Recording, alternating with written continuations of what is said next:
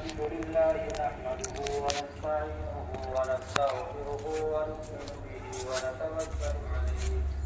ونعوذ بالله من شرور أنفسنا ومن سيئات أعمالنا من يهده الله فلا مضل له ومن يضلله فلا هادي له ونشهد أن لا إله إلا الله وحده لا شريك له ونشهد أن سيدنا ومولانا محمدا عبده ورسوله أما بعد فأعوذ بالله من الشيطان الرجيم بسم الله الرحمن الرحيم والسابقون الأولون من المهاجرين والأنصار والذين اتبعوهم بإحسان رضي الله عنهم ورضوا عنه صدق الله العظيم. برادران اسلام معزز سامعین کرام حاضرین مجلس، اللہ رب العزت کی مہربانی اور اس کا کرم اس کا احسان ہے کہ اس نے ہم کو اور آپ کو دین کی نسبت سے کچھ دیر بیٹھنے کی اور کچھ باتیں کہنے اور سننے کی توفیق عطا فرمائی. میں نے پچھلے جمعے میں بھی آپ حضرات کے سامنے مدح صحابہ پر کچھ باتیں عرض کی تھی. صحابہ کی شان اور عظمت پر کچھ باتیں میں نے آپ کے سامنے پیش کیا تھا. اس مرتبہ بھی جو آیت کریمہ میں نے پیش کی ہے، اس آیت کا مفہوم اور مقصد یہی ہے کہ رب کائنات اس بات کو اپنے پاک کلام کے اندر ارشاد فرماتا ہے اور یہ عرض کرتا ہے کہ صحابہ ایسی ذات ہیں کہ جن سے ہم راضی ہیں، یعنی اللہ راضی ہے، اور وہ صحابہ رب سے راضی ہیں. میرے عزیز دوستوں اور بزرگوں، آپ دیکھیں اور غور کریں تو آپ کو پتہ چلے گا کہ اللہ رب العزت نے تمام مخلوقات میں سے محمد عربی صلی اللہ علیہ وسلم کو چنا اور ان کا انتخاب فرمایا. نبی اور پیغمبر بنانے کے لیے اللہ کے رسول کا انتخاب اللہ نے فرمایا. اسی طریقے سے صحابی کون بنے گا، اس کا بھی انتخاب رب کائنات کی جانب سے ہوا. ورنہ کوئی انسان نبی کے زمانے کے اندر موجود ہو اور نبی سے اس نے ملاقات نہ کیا ہو، ایمان کی حالت میں نبی سے مصافحہ اور ملاقات نہ ہوئی ہو اور ایمان پر اس انسان کا خاتمہ نہ ہوا ہو، وہ انسان صحابی رسول نہیں بن سکتا. رب کائنات نے جس کو چاہا اس کو صحابی بنایا، جیسے اللہ نے جس کو چاہا اس کو نبی بنایا، اسی طریقے سے اللہ نے جس کو چاہا اسے صحابی بنایا. میرے عزیز دوستوں اور بزرگوں، ہم اور آپ دیکھیں اور غور کریں تو ہم کو اور آپ کو پتہ چلے گا کہ حدیث پاک کے اندر بہت سے واقعات ایسے ہیں کہ صحابیت کا مقام ان کو نہیں ملا مگر ولایت کے اعلیٰ درجے پر وہ پہنچ گئے. اور مشہور واقعہ حضرت ویس قرنی رحمۃ اللہ علیہ کا ہے کہ وہ اللہ کے رسول کے زمانے کے اندر اسلام میں داخل ہو گئے، ایمان میں داخل ہو گئے. محمد الرسول اللہ صلی اللہ علیہ وسلم کے پاس جانے کا انہیں موقع نہیں ملا. اسی وجہ سے رب کائنات نے ان کی ملاقات نہیں کرائی. تو میرے عزیز دوستوں اور بزرگوں، ہر انسان اور سارے کے سارے علماء نے اس بات کو لکھا ہے کہ ویس قرنی رحمۃ اللہ علیہ ولایت کے اعلیٰ درجے پر پہنچ گئے مگر صحابیت کا مقام اور مرتبہ ان کو حاصل نہیں ہوا. اس لیے ہم اور آپ دیکھیں اور غور کریں تو ہم کو اور آپ کو یہ پتہ چلے گا کہ اللہ نے جس کو چاہا اسے نبی بنایا اور جسے چاہا اسے صحابی بنایا. تو گویا کہ جیسے نبوت وہی چیز ہے اسی طریقے سے صحابیت بھی وہی چیز ہے. کوئی آدمی اگر کسب سے، کوئی آدمی محنت سے، کوئی آدمی مجاہدے سے، کوئی آدمی مشقت سے اور یہ سمجھ کر کے کہ ہم اللہ کے گھر کے اندر زیادہ سجدہ کریں گے، اللہ کی عبادت میں زیادہ مشغول رہیں گے، رب کو یاد کرنے میں اپنے وقت کو زیادہ صرف کریں گے، اور اس بنیاد پر اگر کوئی آدمی چاہے کہ ہم صحابی بن جائے تو میرے عزیز دوستوں اور بزرگوں یہ نہیں ہو سکتا. آپ غور کریں اور صحابیت کا مقام اور مرتبہ ایسا ہے کہ اگر امت کے درمیان اور نبی علیہ السلام کے درمیان سے صحابہ کا واسطہ اور رابطہ کاٹ دیا جائے اور صحابہ کو الگ کر دیا جائے، صحابہ کو کنارے کر دیا جائے، تو میرے عزیز دوستوں اور بزرگوں، نہ صحیح دین ہمارے پاس پہنچ پائے گا، نہ صحیح اسلام ہمارے پاس پہنچ پائے گا، نہ نبی کی صحیح بات ہمارے پاس پہنچ پائے گی۔ آپ غور کرو اور سوچو تو آپ کو پتہ چلے گا کہ اگر کوئی آدمی ایک نماز کے لیے وضو کرنے کے لیے جا رہا ہے اور وضو کے اندر اس نے ہاتھ دھلا اور گھنٹوں تک ہاتھ دھلا اور اس کے بعد کلی کیا اور کلی 3 مرتبہ کیا اور 3 مرتبہ اور 3 عادت کی، جب اس کو تدبیر چاہیے، جب اس کو یہ تلاش کرنا ہوگا کہ 3 مرتبہ کلی کیوں کی جائے گی، 4 مرتبہ کلی کیوں نہیں کی جائے گی، منہ کی صفائی 3 مرتبہ کیوں کی جائے گی، تو روایت جاتے جاتے کسی نہ کسی صحابی پر رک جائے گی اور وہ کسی نہ کسی صحابی تک جائے گی اور یہ بات طے ہو جائے گی کہ فلاں صحابی نے یہ دیکھا کہ اللہ کے رسول نے 3 مرتبہ منہ کے اندر پانی ڈالا، 3 مرتبہ اللہ کے رسول نے کلی کیا، 3 مرتبہ اللہ کے رسول نے منہ کی صفائی کیا۔ جب کوئی صحابی کسی صحابی نے اس کو روایت کیا تو یہ بات ہم پر ہمارے اور آپ تک پہنچ گئی۔ اگر کسی صحابی کے عمل کو آپ دیکھیں تو آپ کو پتہ چلے گا کہ 4 رکعت نماز پڑھنے کا طریقہ اللہ نے قرآن کے اندر نہیں نازل فرمایا، بلکہ قرآن کے اندر اللہ نے یہ نقل فرمایا کہ اقیموا الصلاۃ، نماز کو قائم کرو، نماز کی پابندی کرو، نماز پر عمل پیرا ہو جاؤ، مگر رب کائنات نے کہیں یہ بات نہیں نقل فرمائی کہ نماز کے پڑھنے کا یہ طریقہ ہے۔ نماز کے پڑھنے کے طریقے کو اگر ہمیں تلاش کرنا ہوگا تو ہمارے اور آپ کے لیے یہ لازم ہوگا، ہمارے اور آپ کے لیے یہ ضروری ہوگا کہ ہم صحابہ کی زندگی کو کھنگالیں، ہم حدیث پاک کے الفاظ کو دیکھیں، ہم نبی علیہ السلام کے عمل کو دیکھیں اور آپ کے راضی کو ہم دیکھیں تو ہم کو اور آپ کو یہ پتہ چلے گا کہ اللہ کے رسول صلی اللہ علیہ وسلم نے یہ بات ارشاد فرمائی ہے، وَإِنَّكَ لَن تُصَلِّي، نماز اسی طریقے سے پڑھو جیسا کہ تم نماز ہم کو پڑھتا ہوا دیکھتے ہو۔ تو آپ بتاؤ اور غور کرو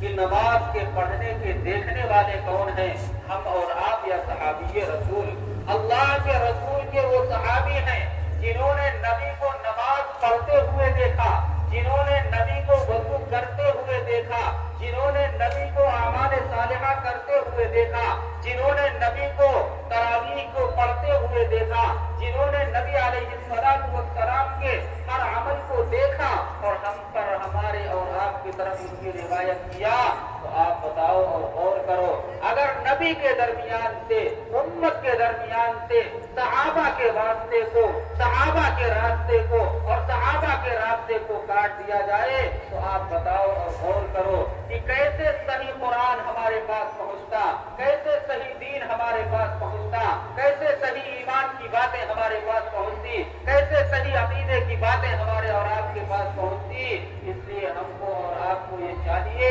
کہ ہم جیسے اللہ کے رسول پر ایمان رکھتے ہیں ویسے صحابہ کرام پر ایمان رکھیں۔ کسی جماعت کا یہ کہنا ہو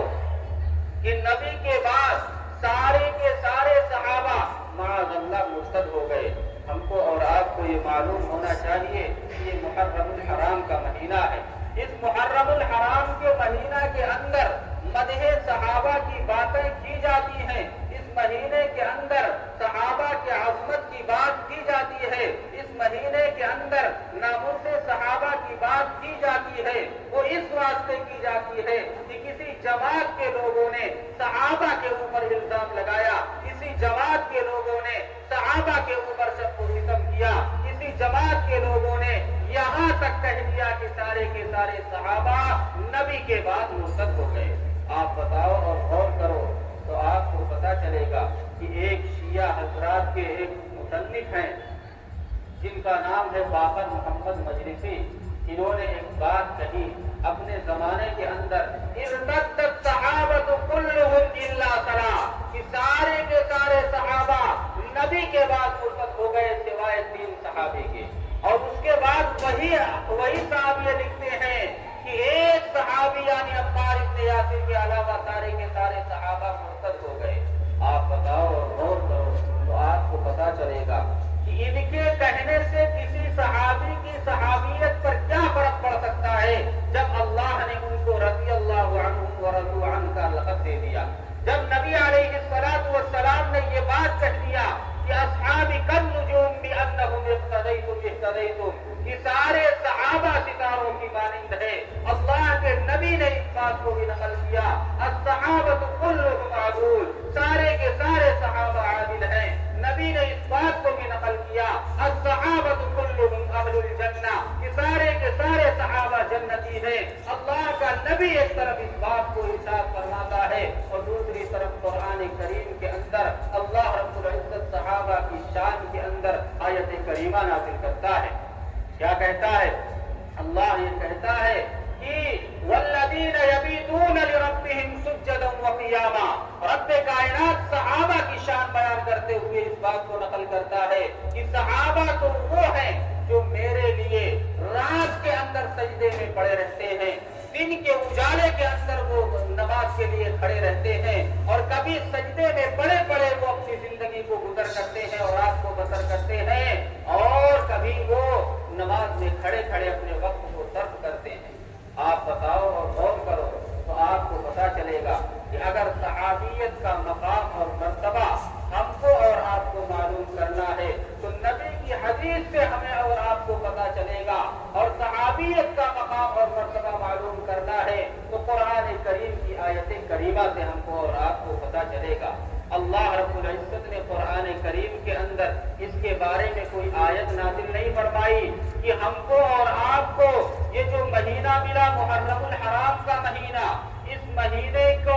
اسلامی سال کا پہلا مہینہ شمار کیا جاتا ہے، اور اس کی پہلی تاریخ کو اسلامی سال کا پہلا مہینہ اور پہلی تاریخ شمار کی جاتی ہے۔ اس کے بارے میں قرآن میں ہم کو کوئی بات نہیں ملتی۔ قرآن کے اندر اس کے لیے ہم کو اور آپ کو کوئی آیت نہیں ملتی، حدیث کے اندر ہم کو اور آپ کو اس کے لیے کوئی روایت نہیں ملتی، مگر ہم اور آپ غور کریں اور سوچیں تو ہم کو اور آپ کو یہ پتا چلے گا کہ اللہ کے نبی کے صحابی حضرت عمر رضی اللہ تعالی عنہ نے اس کو یہ بات اپنے صحابہ اپنے ساتھیوں کے ساتھ نقل کیا۔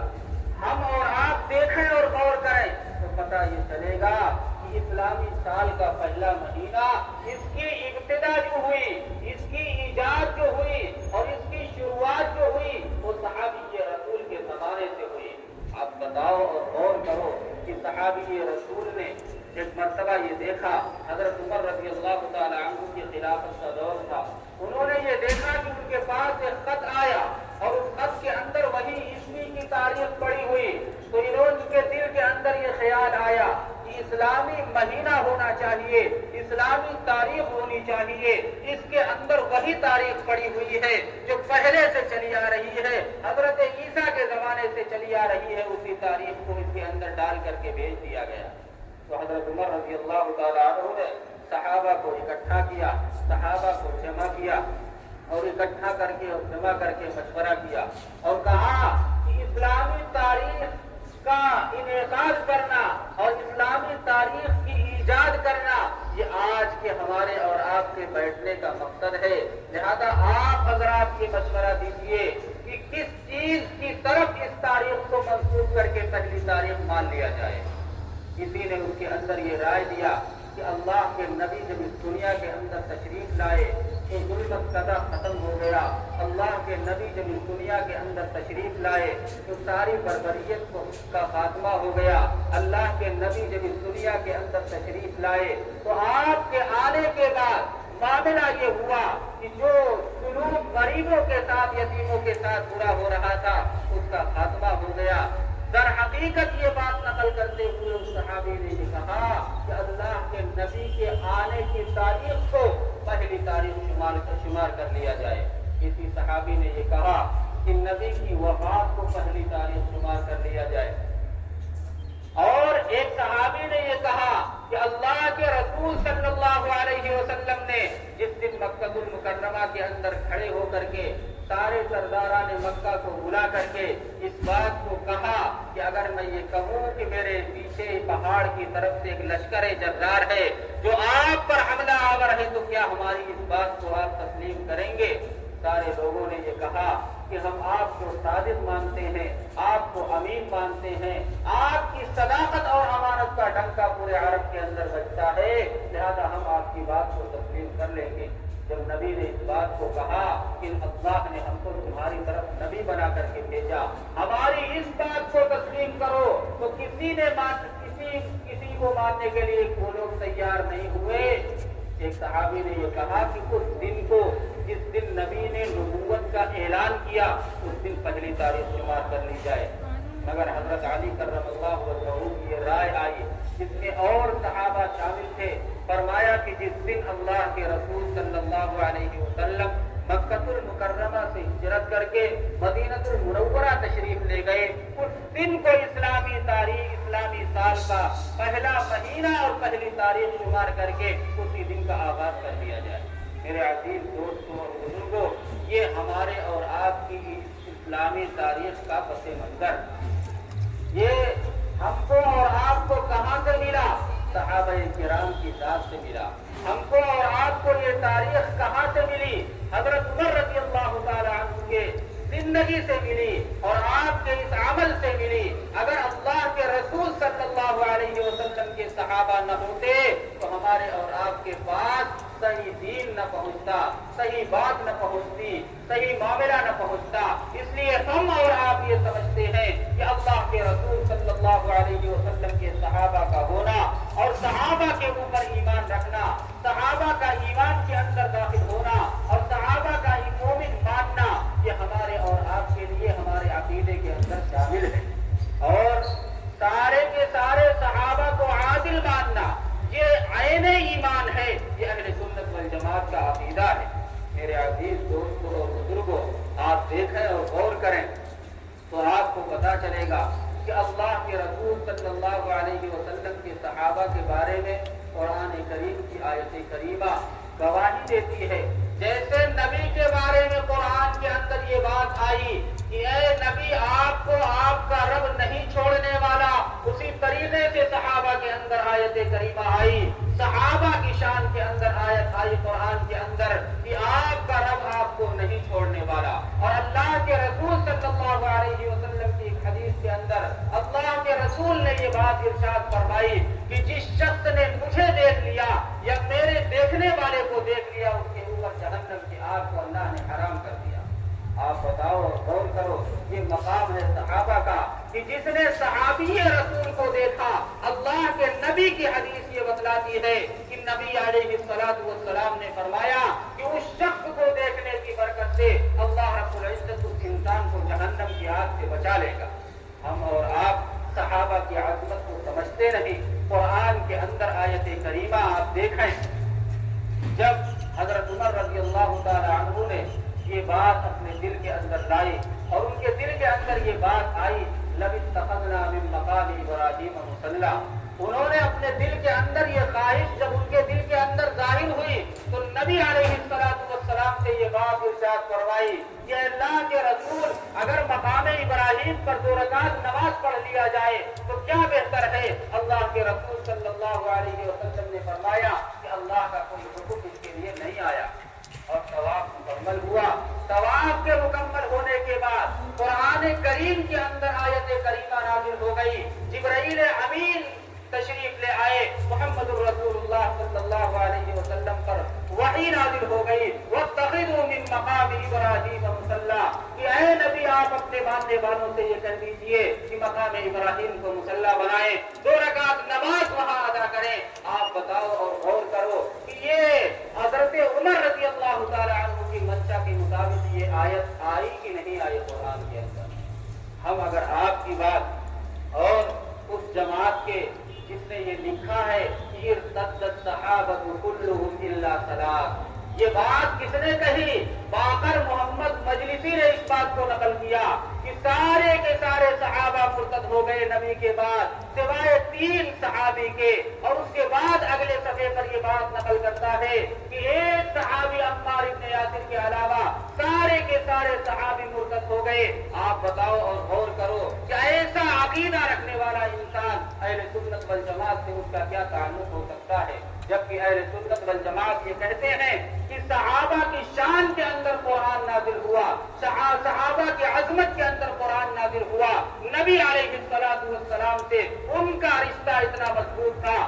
اللہ کے رسول صلی اللہ علیہ وسلم سے صحابہ کا رشتہ اتنا مضبوط تھا کہ کوئی انسان اگر دنیا کے اندر یہ کہنے والا ہو کہ ہم نبی سے صحابہ سے زیادہ محبت کرتے ہیں تو صاف صاف لفظوں میں یہ کہہ دیا جائے گا کہ وہ جھوٹا ہے، اس واسطے کہ اب دنیا کے اندر کوئی ایسا انسان آ نہیں سکتا جو صحابہ سے زیادہ اللہ کے رسول صلی اللہ علیہ وسلم سے محبت کرنے والا ہو۔ آپ غور کریں اور سوچیں تو آپ کو پتا چلے گا کہ اللہ رب العزت نے ایک مرتبہ صحابہ کرام کی مقدس جماعت کے سامنے یہ بات نقل فرمائی، لا يمكن احدكم حتى اكون احب اليه من والده وولده والناس اجمعين۔ فرمایا کہ کوئی انسان اس وقت تک مومن نہیں ہو سکتا، ایمان اس کا مکمل نہیں ہو سکتا، ایمان اس کا کامل نہیں ہو سکتا جب تک کہ وہ انسان دنیا کی ساری چیزوں سے زیادہ، حتیٰ کہ اپنی جان سے بھی زیادہ اللہ کے رسول صلی اللہ علیہ وسلم سے محبت نہ کرتا۔ آپ غور کرو اور سوچو تو آپ کو پتا چلے گا، اور صحابہ نے اس پر عمل کر کے دکھلایا۔ ایک صحابی کے بارے میں آپ کے سامنے میں بات نقل کرتا ہوں کہ حضرت زید، جن کی عمر 6 سے 9 سال کے درمیان تھی، یہ غلام بن کر کے، جبکہ بنو حارثہ کے یہ رہنے والے تھے، ان کے والد کسی مقام پر سیر اور تفریح کے لیے اپنے خاندان کو لے کر کے گئے تھے اور کسی کا حملہ ہوا، ان کی بچیوں کو لے کر کے بادی بنا کر کے بیچ دیا اور حضرت زید کو لا کر کے غلام بنا کر کے بیچ دیا۔ حضرت خدیجہ الکبریٰ رضی اللہ تعالی عنہا بازار گئی تھی، دیکھا کہ غلام بک رہے ہیں تو اللہ کے رسول صلی اللہ علیہ وسلم کے لیے انہوں نے حضرت زید کو خریدا اور خرید کر کے لا کر کے نبی کو دے دیا۔ اللہ کے رسول صلی اللہ علیہ وسلم کی خدمت کے اندر وہ آئے، نبی نے فرمایا کہ یہ کیا لائی ہو؟ فرمایا کہ اللہ کے رسول آپ کے لیے وضو کے پانی کے انتظام کرنے کے لیے لائی ہوں، آپ کے لیے مسواک کے انتظام کے لیے لائی ہوں، بار بار آپ کو دوڑنا اور بھاگنا نہ پڑے اس واسطے میں اس کو لے کر کے آئی ہوں، آپ اپنی خدمت کے اندر اس کو لے لیجئے، آپ کی یہ خدمت کرنے کے لیے میں نے اس غلام کو آپ کے پاس رکھ دیا۔ حضرت زید کو انہوں نے رکھا اور حضرت زید نبی علیہ السلام کے پاس اپنی زندگی گزر کرنے لگے، اپنی زندگی بسر کرنے لگے، اور اللہ کے رسول صلی اللہ علیہ وسلم کی عادت شریفہ یہ تھی کہ جب دور دور سے قافلے آیا کرتے تھے تو ان قافلوں کے اندر نبی علیہ السلام جاتے تھے اور جا کر کے یہ کہتے تھے کہ اللہ کے دین پر عمل کرو، اللہ نے ہمیں نبی بنا کر کے بھیجا ہے۔ دعوت و تبلیغ کا کام اللہ کے رسول کیا کرتے تھے۔ جب بنو حارثہ کے لوگ آئے اور ان کا خیمہ لگا ہوا، نبی علیہ السلام کو انہوں نے دیکھا اور ساتھ میں حضرت زید کو دیکھا تو بنو حارثہ کے لوگوں نے حضرت زید کو پہچان لیا کہ یہ وہی بچہ ہے جس کا باپ صبح سے شام تک اس کی جدائی کا غم لے کر کے اپنے دل کے اندر بھٹکتا رہتا ہے اور اشعار پڑھتا ہے اور یہ کہتا ہے کہ میرے بیٹے، اگر میں یہ جان جاؤں کہ تو زمین کی تہ کے اندر چلا گیا ہے تو میں زمین کو پھاڑ کر کے تمہیں باہر لے کر کے چلا آؤں، اور اگر میں یہ جان جاؤں کہ تو پہاڑ کے اوپر چلا گیا ہے تو میں پہاڑ کے اوپر جا کر کے تمہیں لے کر کے چلا آؤں، اور میرے بیٹے تیری جدائی کا غم مجھ سے سہا نہیں جاتا۔ اور یہ کہا کہ اگر میں یہ جان جاؤں کہ سمندر کی تہ کے اندر تو چلا گیا تو میں اس سمندر کی تہ کے اندر جا کر کے اور تمہیں باہر لے کر کے چلا آؤں۔ میرے عزیز دوستوں اور بزرگوں، وہ حضرت زید رضی اللہ تعالی عنہ کو دیکھ کر کے ان کے قبیلے کے لوگوں نے انہیں پہچان لیا۔ آپ غور کریں اور سوچیں تو آپ کو پتا چلے گا کہ حضرت زید رضی اللہ تعالی عنہ اللہ کے رسول صلی اللہ علیہ وسلم کی خدمت میں رہا کرتے تھے اور چھوٹے سے تھے، کم عمری میں تھے، 6 سے 9 سال کی عمر کے اندر نبی کی خدمت میں موجود تھے۔ جب ان کے والد کو یہ خبر ملی کہ محمد رسول اللہ صلی اللہ علیہ وسلم کے پاس میرا بیٹا ہے، جب لوگوں نے حملہ کیا تو اس حملے کے اندر अंदर मेरे बेटे को गुलाम बना करके बेच दिया, और नबी अलैहिस्सलातु वस्सलाम की खिदमत के अंदर वो हमारा बेटा मौजूद है। वो लोग आए और आकर के अल्लाह के रसूल सल्लल्लाहु अलैहि वसल्लम की खिदमत में हाजिर हुए। फरमाया कि अल्लाह के नबी, आप तो खानदान कुरैश से हैं, आपकी अमानत और दयानत का भी डंका बजता है, और आपकी तारीफ और तौसीफ के बाद ये बात इरशाद फरमाया कि हम ये माल लेकर के आए हैं, ये रुपया पैसा हमारे पास मौजूद है, आप हमारे बेटे को हमारे हवाले कर दीजिए और ये रुपया और पैसा उसके एवज में ले लीजिए। अल्लाह के रसूल सल्लल्लाहु अलैहि वसल्लम ने फरमाया कि अगर ज़ैद जाने के लिए तैयार है तो मैं उसे रोकूंगा नहीं, और अगर वो जाने के लिए तैयार नहीं है तो मैं उसे जबरदस्ती आपके हवाले नहीं करूंगा। आप गौर करें और सोचें तो हजरत ज़ैद को बुला करके अल्लाह के रसूल ने ये फरमाया कि ज़ैद तुम इन्हें पहचानते हो? हजरत ज़ैद ने फरमाया कि ये मेरे अब्बा हैं। फरमाया इन्हें पहचानते हो? फरमाया कि अल्लाह के रसूल ये मेरे चचा हैं। फरमाया इनको पहचानते हो? फरमाया कि अल्लाह के रसूल ये मेरे भाई हैं। और अल्लाह के रसूल ने ये जुमला इरशाद फरमाया कि ज़ैद ये लोग तुम्हें लेने के लिए आए हैं, तुम इनके साथ जाना चाहो तो मेरी तरफ से तुम्हें इजाजत है, और अगर तुम रुकना चाहो तो मेरी तरफ से तुम्हारे लिए इजाजत है।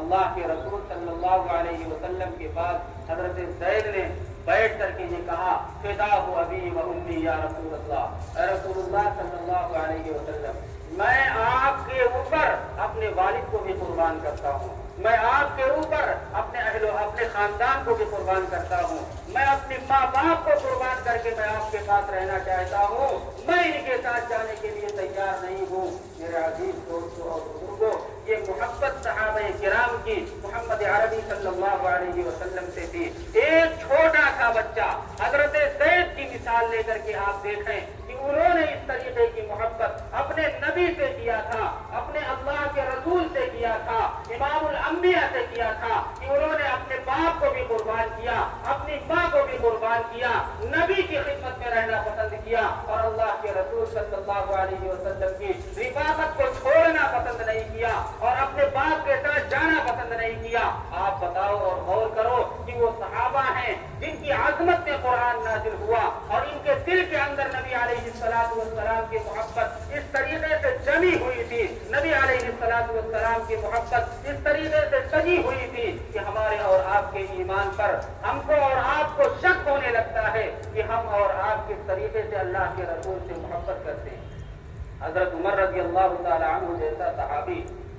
जिसके बारे में नबी अलैहिस्सलातु वस्सलाम ने अपनी जिंदगी के अंदर फरमाया कि उमर तो ऐसा शख्स है कि अगर मेरे बाद कोई नबूवत वाला सिलसिला चलता, कोई नबी बनता, तो उमर के अंदर सलाहियत मौजूद थी कि वो नबी बनता। हजरत उमर के बारे में अल्लाह के रसूल ने अपनी जिंदगी के अंदर ये फरमाया कि उमर तो ऐसा शख्स है कि जिसका जन्नत में महल हमने देखा है, और ख्वाब के अंदर नबी अल्लाह रब्बुल इज्जत ने मुझे दिखलाया है कि ये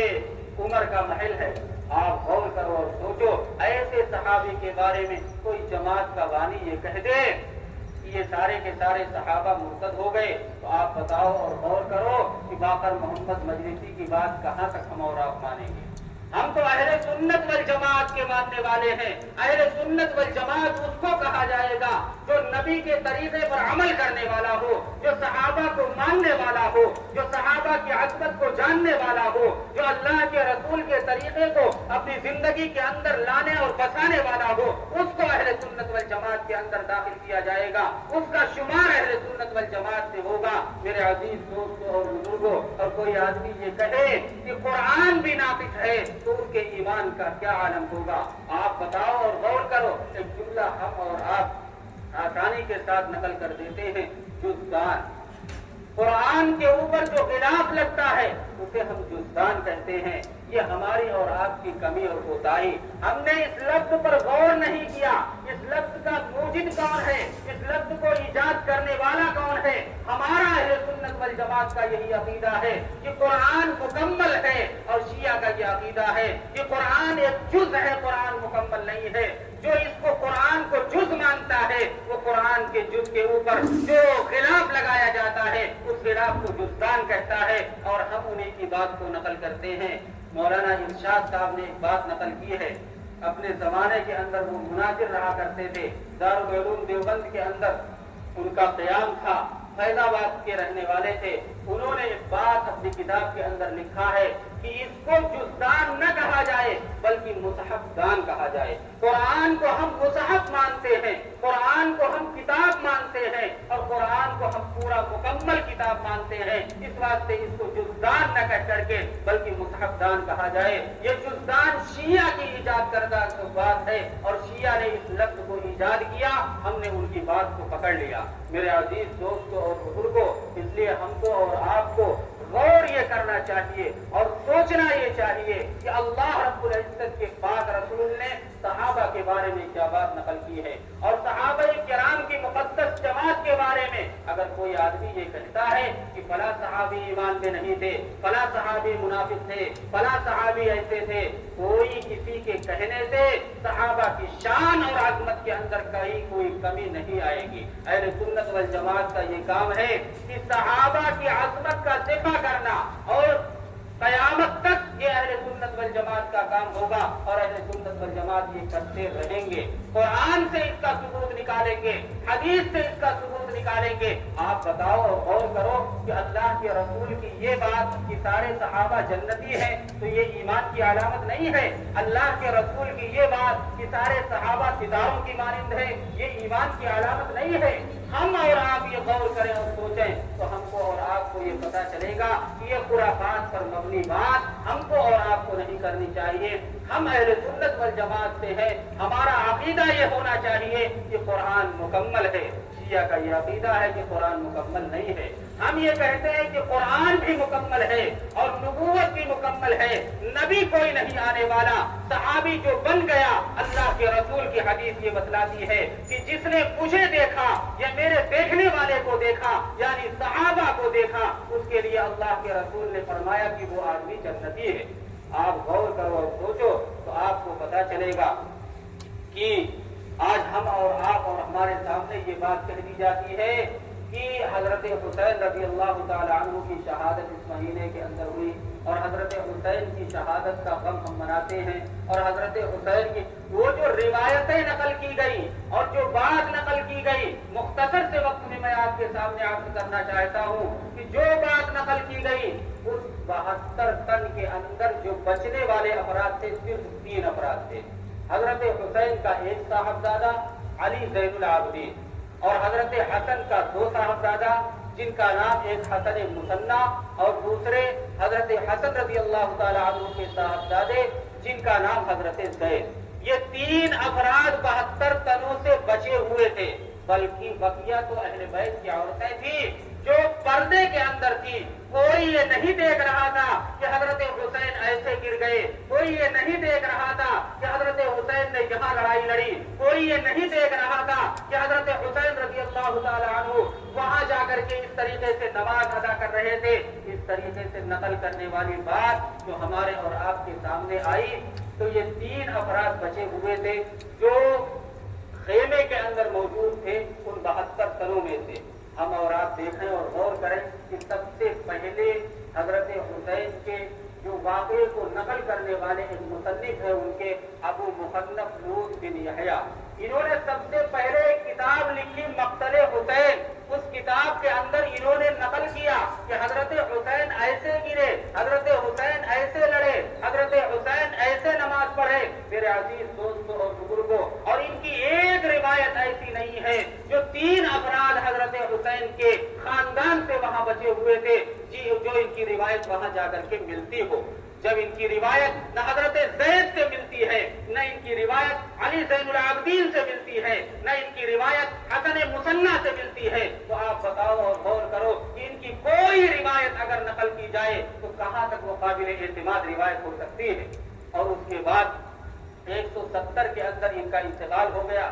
170 کے بعد جب ایک صاحب نکلے, امام طبری, ان کے امام طبری ہیں جنہوں نے ایک کتاب لکھی تاریخ طبری. اس تاریخ طبری کے اندر انہوں نے یہ بات نقل کیا اور اس چیز کو انہوں نے کہا کہ تاریخ طبری نے ابو مخنف کی روایت کو لا کر کے نقل کر دیا. ابو مخنف کی روایت کو لا کر کے انہوں نے جو نقل کیا تو آپ بتاؤ کہ جب اس روایت مقتل حسین کی روایت جب اہل بیت تک نہیں پہنچتی، جب حضرت زید تک نہیں پہنچتی تو ان کی تاریخ صبری کہاں تک پہنچے گی؟ آپ غور کرو اور سوچو تو یہ ساری کی ساری چیزیں جو تاریخ اور فسانے پر اور من گڑھت باتوں پر جن کا انعقاد ہے اور جنہوں نے گڑھ کر کے یہ کہہ دیا کہ حضرت حسین اس طریقے سے شہید ہوئے، میرے عزیز دوستوں اور بزرگوں، یہ سب گڑھی ہوئی باتیں ہیں، ان کا نام صحابہ کی ذات سے کوئی تعلق ہے، نہ ان کی روایت کوئی ایسی ہے کہ جو صحابہ سے ملتی ہو اور نہ نبی علیہ الصلوۃ والسلام سے ملتی ہے۔ آپ غور کرو اور سوچو کہ ان کی بات کو کہاں تک تسلیم کیا جائے گا۔ میرے عزیز دوستوں اور بزرگوں، ہم اور آپ صحابہ کو صادق اور سچا مانیں، صحابہ کو ایمان کے اندر داخل مانیں، صحابہ پر ہمارا عقیدہ اور ایمان یہ ہونا چاہیے کہ سارے کے سارے صحابہ جنتی ہیں، اس لیے ہم اور آپ اہل بیت سے تعلق رکھنے والے بن جائیں۔ دعا یہ فرمائیں کہ رب کائنات ہم کو اور آپ کو کہنے سننے سے زیادہ عمل کی توفیق عطا فرمائے۔ وآخر دعوانا الحمد للہ۔